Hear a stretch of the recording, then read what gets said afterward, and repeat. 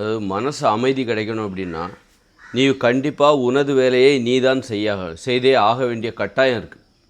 அது சும்மாலாம் விருப்பம் இருந்தால் பண்ணு, பெருமைக்கா அப்படி கிடையாது. கட்டாயம் நீ எப்படி குளிக்கணுமோ, நீ எப்படி சாப்பிடணுமோ, அதுபோல் உனது வேலைகளை நீ தான் செய்ய வேண்டும். அப்படி செய்யலைன்னா என்ன அப்படின்னா, நீ பெண்களை தாழ்வாக நினைக்கிற. ஏன் வீட்டு வேலையை செய்ய மாட்டேன்றாங்க? வீட்டில் உள்ள வேலைகளை ஆண்கள் செய்ய மாட்டேன்றாங்க பெரும்பாலானவங்க. அது பெண்கள் செய்கிற வேலை, அதை நான் செய்ய மாட்டேன். அது வீட்டு வேலைன்னு பார்க்கல, அது பெண்கள் செய்கிற வேலை, அதனால் அதை நான் செய்ய மாட்டேன் அப்படின்னு நினைக்கிறாங்க. அப்படி இருக்கும்போது உங்கள் மனசில் அமைதி கிடைக்கும். மன அமைதிங்கிறது அறிவியல் பூர்வமானது. உங்கள் மனசில் அமைதி மூளையின் செயல்பாடு தான். மூளையில் ஏற்பட்ட ஒரு நோய் தான் மன அமைதி. அப்போ மூளையில் அமைதி ஏற்பட்டால் தான் மனதில் அமைதி ஏற்படும். அப்படி இருக்கும்போது மூளை என்பது விதிமுறைப்படி செயல்படுகிறது. ஒரு இதயம் என்பது விதிமுறைப்படி செயல்படுகிறது. அதுபோல் மூளையும் விதிமுறைப்படி தான் செயல்படுகிறது. அப்போ அந்த மூளையில் அமைதி வேணும்னா நீ விதிமுறையை ஏற்றுக்கொள்ள வேண்டும். விதிமுறையில் நீ நினைக்கலாம், பெண்ணை தாழ்வாக நினைக்கலாம். அது பெண்கள் செய்கிற இந்த வீட்டு வேலையை நான் செய்வேனா அப்படின்னு சொல்லிட்டு நீ நினைக்கலாம். ஏன் பெண்கள் செய்கிற வேலையை வீட்டு வேலைங்கிறது பெண்கள் செய்கிற வேலை. அப்போ ஏன் பெண்களை ஏன் தாழ்வாக நினைக்கணும்? அதனால தான் வீட்டு வேலையை தாழ்வாக நினைக்கிறான். பெண்களை தாழ்வாக நினைக்கிற காரணம், பெண்கள் அடிமையாக இருக்கிறார்கள். பெரும்பாலும் பெண்கள் அடிமைப்படுத்தப்பட்டவர்கள்.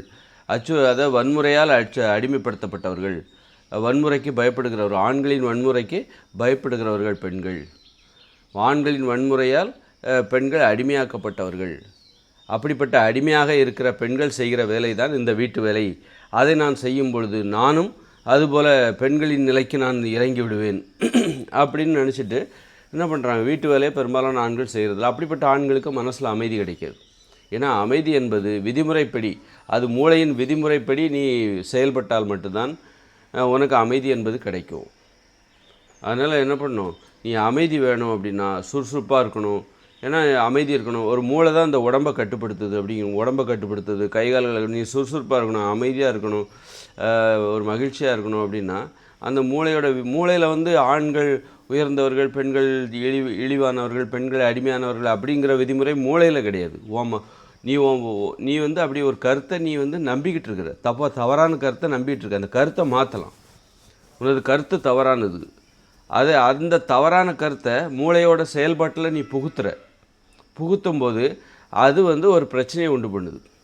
எப்படி ஒரு பெட்ரோல் வண்டியில் டீசலை போட்டால் அந்த இன்ஜின் எப்படி சீஸ் ஆகுமோ, ஏதாவது பிரச்சனை உண்டாகும்ல, அதுபோல் தான் அந்த இன்ஜினுக்கு நீ இதான்ப்பா போடணும். சில விஷயங்களை பண்ணலன்னா சில இயந்திரங்கள் ஓடாது. அதுபோல் தான் மனித இயந்திரங்கிறது நீ தவறான நம்பிக்கை உனக்கிட்ட இருக்குது. பெண்களை தாழ்வாக நினைக்கிற, அவங்கள அடிமைப்படுத்துகிற.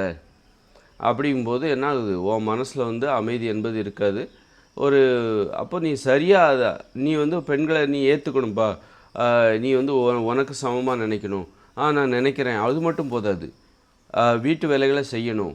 அப்போ நீ நிரூபிக்கிற, வீட்டு வேலை செய்யும்போது நான் பெண்களை தாழ்வாக நினைக்கல, பெண்கள் செய்கிற இந்த வேலையை வீட்டு வேலை என்று நான் நினைக்கவில்லை. இப்போ இந்த வீட்டு வேலை என்பது ஆண்களுக்கும் செய்ய வேண்டிய வேலை, ஆண்களுக்கான வேலையும் அது.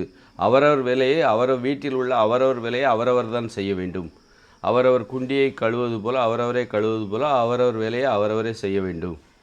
இந்த மாதிரி செய்யும்போது தான் நீ பெண்களை ஏற்றுக்கிறன்னு அர்த்தம். நீ சமத்துவத்தை விரும்புகிற அப்படின்னு அர்த்தம்.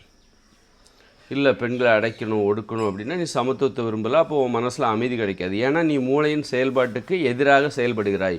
மூளை என்பது அறிவியல் விதிமுறைப்படி செயல்படுகிறது. அந்த விதிமுறைக்கு நீ முரணாக செயல்படும் போது அது மூளையில் அமைதியின்மை என்கிற ஒரு பிரச்சனையை ஏற்படுத்துகிறது.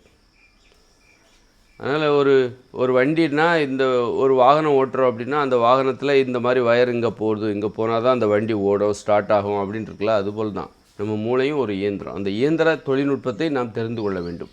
அதற்கு முரணான நம்பிக்கைகளை அந்த மூளையில் திணித்து, கருத்துக்களாக திணித்து அதை இயங்க செய்யும்போது அது மூளையில் அமைதியின்மை என்கிற ஒரு பிரச்சனையை ஏற்படுத்துகிறது. வன்முறை, கோபம், சண்டை, இதெல்லாம் என்னது, அந்த மூளை என்கிற இயந்திரத்தில் ஏற்பட்ட கோளாறுகள், தவறான நம்பிக்கை காரணமாக.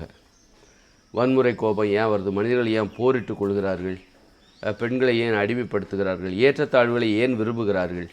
நான் பணக்காரனாக இருக்கணும், மற்றவங்க கீழாக இருக்கணும், நான் உயர்ந்த ஒரு அந்தஸ்தில் மற்றவங்க ஏழையாக இருக்கணும் அப்படின்ற நினைப்பு, மற்றவங்களை அடிமைப்படுத்தணும், ஆடம்பரமாக வாழணும், மற்றவங்களை அடிமைப்படுத்தி ஆடம்பரமாக, இதெல்லாம் ஏன் வருதுன்னா தவறான நம்பிக்கைகளால் உனது மூளையில் ஏற்பட்ட ஒரு கோளாறுகள். அதை சரி செஞ்சால் நீ சமத்துவத்தை விரும்ப, ஏற்றத்தாழ்வு விரும்ப மாட்டேன். பெண்களை ஏற்றுக்கொண்டு பெண்களுக்கு பணிவடைந்து விடுவாய். இன்றைக்கி பெண்களை பணிவடை செய்வதற்கான வேலையை நீ செஞ்சிட்ருக்க. நீ ஒரு மூளையின் செயல்பாட்டை புரிஞ்சுக்கிட்டன்னா நீ பெண்களுக்கு பணிந்து போய் விடுவாய். பெண்கள் உயர்வானவர்கள், நம்மை விட ஆண்களை விட உயர்வானவர்கள் என்று ஏற்றுக்கொள்வாய். அதனால் வீட்டு வேலைகளை கண்டிப்பாக செய்யணும். அது ஒரு அடிப்படை தகுதி. அந்த தகுதி ஒருத்தர்கிட்ட இல்லை எனக்கு நிறைய நேரம் இருக்குது, வேலை இருக்குது, நான் ரொம்ப பிஸியாக இருக்கேன், எனக்கெல்லாம் அதெல்லாம் செய்கிறதுக்கு டைம் இல்லைங்க, நான் குடும்பத்துக்காக தானே உழைக்கிறேன், நீ என்ன சாக்கு போக்கு சொன்னாலும் அந்த மூளை அதை ஏற்றுக்காது. உன் வேலையை, வீட்டு வேலை உன்னுடைய வேலையை, உன்னுடைய உணவை நீ தான் சமைக்கணும், உன்னுடைய ஆடைகளை நீ தான் துவைக்கணும். இல்லை எனக்கு துவைக்கிறதுக்கு நேரம் இல்லைன்னா புது ட்ரெஸ் கூட தினமும் வாங்கி போட்டுக்கோ. ஆனால் உன்னுடைய ஆடைகளை இன்னொருத்தரை வச்சு, வேலைக்கு கூட ஆள் வச்சு துவைக்கக்கூடாது. உன்னுடைய இருப்பிடத்தை நீ தான் தூய்மை செய்யணும்.